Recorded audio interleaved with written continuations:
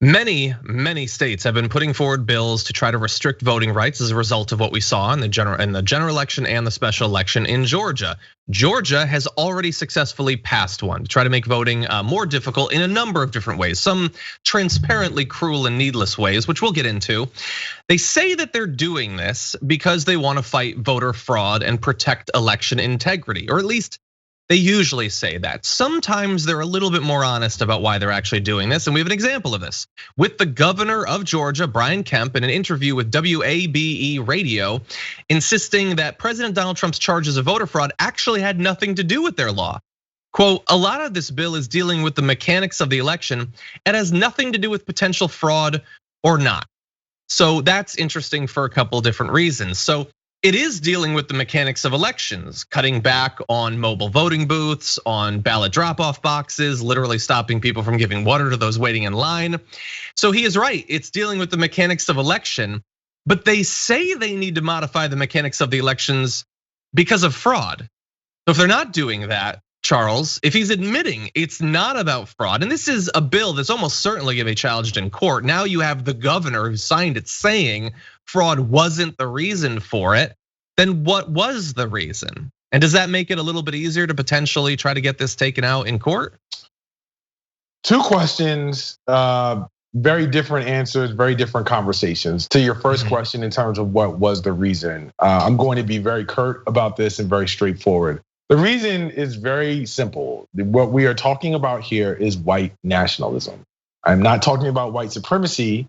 I'm talking about white nationalism. And there's a difference, and I'll briefly break down what the difference is between the two. White supremacy is just what it sounds like. It is the notion that ethnically speaking, white people are superior to other ethnicities and other groups. That is not what is driving this conversation.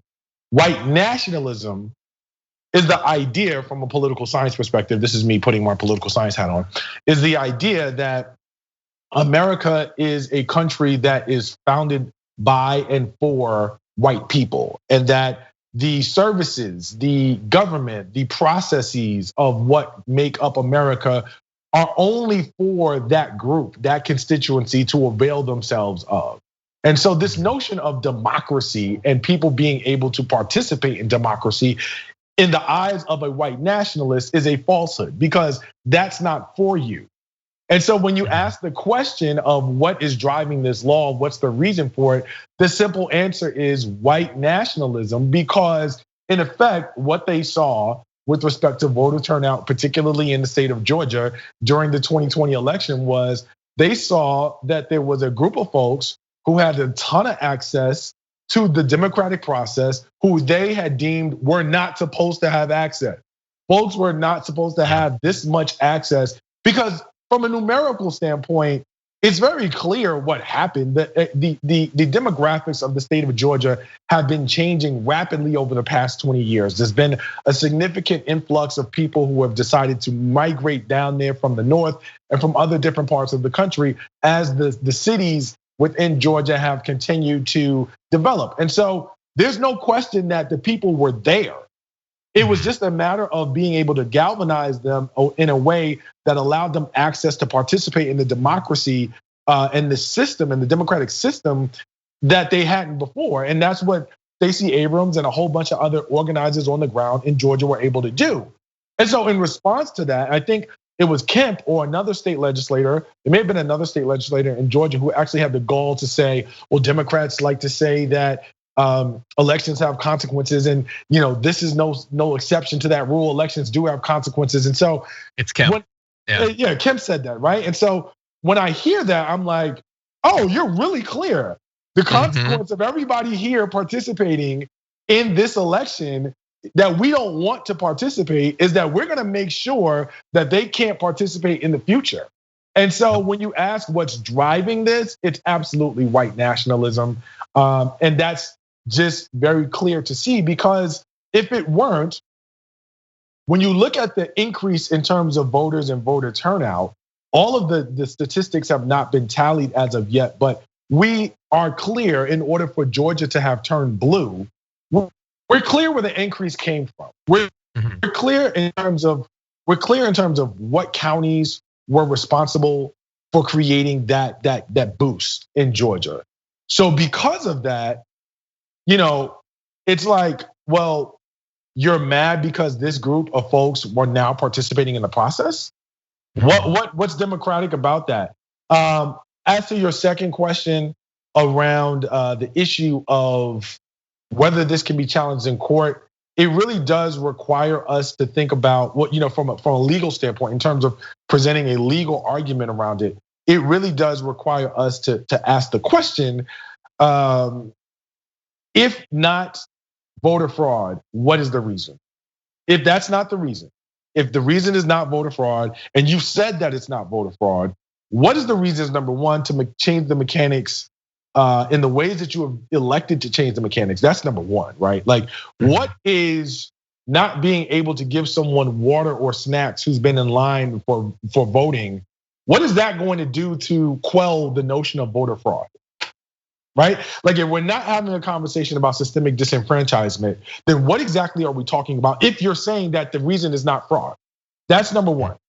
Number two is, why now? This timing is dubious. It's at best specious, but if you take away the notion that this has nothing to do with fraud or the allegations that were levied by Donald Trump around the illegitimacy of this election and the results, then it really begs or raises the notion that they're going to have to come up with something from a legal perspective that justifies this being enacted. Now, the one thing that I'll say is, if that is the case, they have an uphill battle because, to my knowledge, we don't have widespread evidence of these things happening. We don't have widespread evidence of fraud being an issue where it would justify this sort of law. I think the challenge that is going to plague people who want to challenge this law is being able to make clear the ways in which this was specifically targeted from a racial standpoint. Because, of course, as you look at the law, it's racially neutral, which is what it needs to be, at least on its face, to pass muster. I think that they're going to have to do a lot of research to be able to make the connection between, racial disparities that occurred in certain communities that will be disproportionately affected by this new legislation. But once they're able to do that, I think they have an absolute viable pathway to challenging the constitutionality of this legislation. Yeah, they're clever enough in 2021 to make the actual bill racially neutral, but they also make it hinge on things that are not racially neutral. They look at baked in inequities and disparities and then manipulate those based on access to polls, ability to take time off to vote, the number of polls for the people there. So that's going to help to determine the lines, access, and how many people, what percentage of people have voting ID. They know we have to do the research, I guess. They've done the research. They know that those things exist. So then they make their laws racially neutral, but rest on a foundation of baked in inequities. And your point about the timing is a perfect point.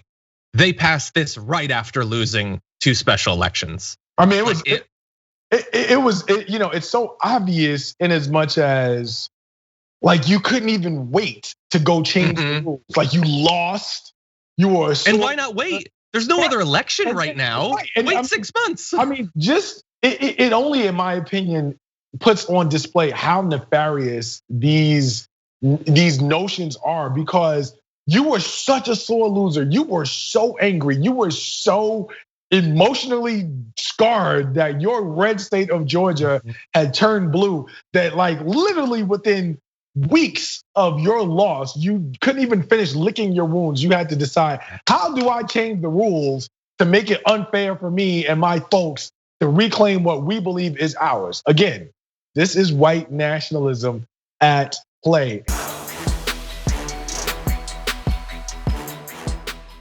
For more political news, breakdowns, interviews, stories of activism, and me trying my hardest to care about the occasional big celebrity news story, subscribe to our YouTube channel at youtube.com/The Damage Report. And you can ring the bell wherever it is so you don't miss anything.